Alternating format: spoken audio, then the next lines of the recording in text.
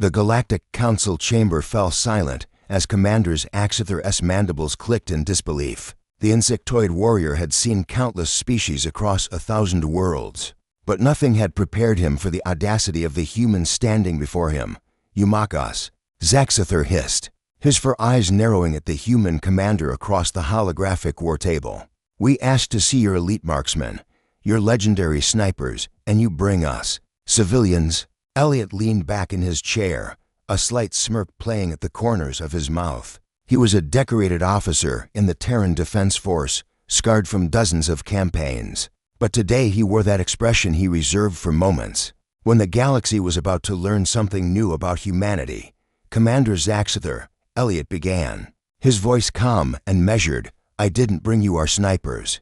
I brought you what you asked to see, humans who can shoot." Vanessa stood quietly beside 3 other Earth civilians in the observation deck, above the firing range. She was a school teacher from Colorado, dressed in casual clothes that seemed absurdly out of place in the militarized space station. Her auburn hair was pulled back in a simple ponytail, and she held a standard Terran rifle like it was no more remarkable than a textbook. The Galactic Council had demanded this demonstration after humanity's recent victories against the Kresh Empire. Rumors had spread through the Allied fleets about human marksmanship stories, so outlandish they bordered on myth. Tales of humans making impossible shots across kilometers, hitting targets in zero gravity, threading rounds through debris fields that would confound even the most advanced targeting computers.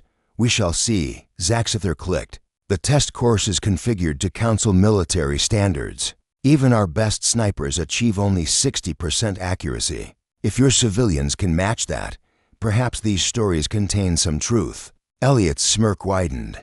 "Vanessa, would you mind?" She stepped forward, checking the rifle with practiced ease. Magazine, chamber, safety. Movements so fluid they spoke of countless repetitions. The other species in the observation room exchanged glances. The Quelix ambassador's tentacles writhed with skepticism. The Dravian war chief's scales rippled with barely concealed amusement. "Begin," announced the range AI. The first target materialized 500 meters downrange, a floating holographic disc, standard size for Council military training. Vanessa raised the rifle, exhaled, and fired. The disc shattered into pixels.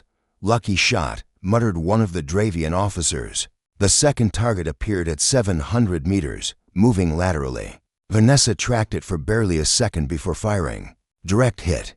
The third target emerged at 900 meters. Oscillating vertically through simulated atmospheric interference. She adjusted, fired, and the target exploded. The chamber grew quieter. The test escalated.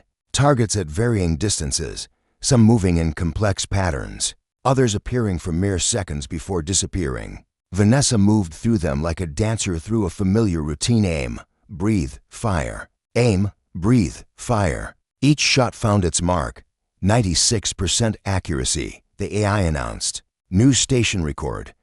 Zaxither's mandibles clacked rapidly, a sign of agitation among his species. "Impossible. She must be one of your special forces, disguised as she teaches mathematics to children." Elliot interrupted gently. "Vanessa, tell them about yourself." Vanessa lowered the rifle, turning to face the observation window. "I'm a 7th grade teacher from Denver. I've never served in the military. I learned to shoot from my father when I was 8 years old. We'd go hunting every autumn, deer, elk, sometimes just target practice in the mountains." "Hunting?" The Quelix ambassador's translator struggled with the concept. "You hunt for survival? Your species still requires sport," Vanessa clarified. "Recreation. Though we do eat what we hunt. My freezer's usually full of venison by November." The Dravian war chief stood abruptly. "This proves nothing. One exceptional individual does not represent. Marcus, you're up," Elliot called. Another civilian stepped forward, a middle-aged man in a plaid shirt, who introduced himself as a farmer from Kansas. He proceeded to score 94%. Then came Sarah, a nurse from Texas, 97%. Finally, James, a software engineer from Montana, 95%. The council chamber erupted in a cacophony of alien languages, all expressing variations of the same disbelief. Elliot stood, silencing the room with a raised hand.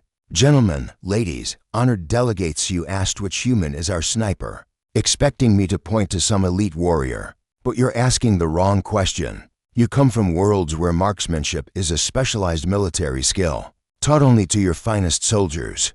You can't comprehend a society where it's common. He gestured to Vanessa and the others.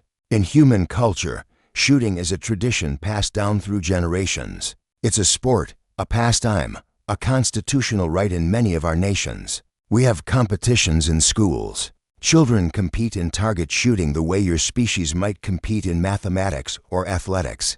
By the time a human joins our military, they've often been shooting for years, sometimes decades. Zaxither's voice was barely a whisper. Your entire species, not everyone, Elliot admitted. But enough. Enough that when you face human forces, you're not just facing our snipers.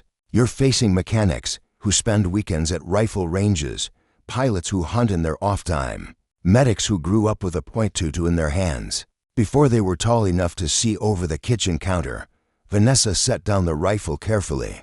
My students ask me sometimes why we still teach shooting, why we maintain these traditions in an age of space travel and energy weapons. I tell them it's about precision, patience, and respect for the tool, for the target, for the skill itself.